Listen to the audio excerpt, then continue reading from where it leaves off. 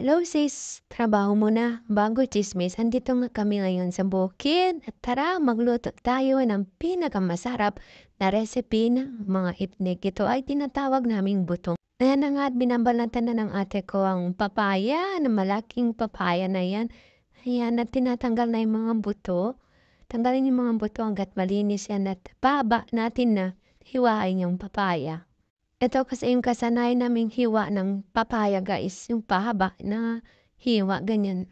Yan at pagkatapos ay linisan natin. Siyempre hindi mawawala ang sili, ito yung sangkap na hindi dapat mawawala sa ulam naming mga itnik. Antayin lang natin ito kumulo. Nahaya naman ako sa kaserolang ito, mas maputi pa sa akin, mas makinis pa.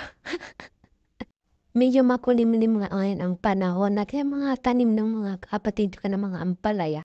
After 3 days nga, ayan na at kumukulo na. Uy, grabe, ang tagal naman. Minuto lang. Iyan na nga at lagyan natin ng bagoong. Mas masarap kasi yan pag may bagoong. Ewan ko lang sa iba kung ganito din sila magluto ng butong. Kung ninalagyan din nila ng bagoong. Kasi kami nakasanan kasi namin na pag magluto ng butong yan, dapat may bagoong. Mas malasa kasi para sa amin. Ayan nga at lagyan natin ng betchin. Betchin kasi tawag namin yan sa Ajinomoto eh. Ay, ewan ko. Basta betchin sa amin yan. Hindi kami masosyal eh. Walang magic sarap. Ngayon, Ajinomoto lang. Ilagay na natin yung papaya. Pakuluan ulit natin. Antayin lang natin na medyo ma-half cook yung papaya. Habang inaantay nga namin yan, napansin ko yung kasirola namin. O puti lang kanina mo yun. Maitim na. La, ang bilis mong bago. Parang siya lang, no? Okay lang ko yung kanina, pero ngayon hindi na. Ay, charing. Balik na tayo sa pagluluto. Ito nga pala yung tinatawag namin na butong. Ayan. Ito pala ay giniling na bigas tapos linalagyan namin ng alimango. Lagyan lang natin ng sabaw, ganyan. Tamihan lang natin hanggang sa matunaw yung mga namumuo na giniling na bigas, ganyan o. Ayan, mix lang natin ng kanyan hanggang lahat ng, yan, yung dry na yan ay mababasa. Yan, mix lang natin. Mix.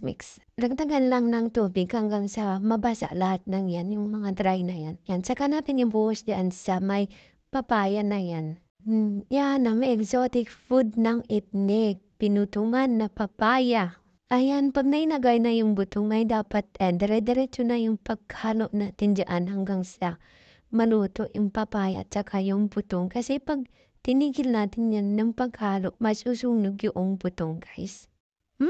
Yummy, delicious yan. Mekos mo na yan, insan. Mekos mo na yan. Bilis, insan. Mekos mo na yan. Mabalinaw, mga tayon. Teran, mga anin. Butong. Ito'y mabaho sa pang-amoy ng iba. Ito'y masarap sa aming panlasa. Ang yaman mga kailyan.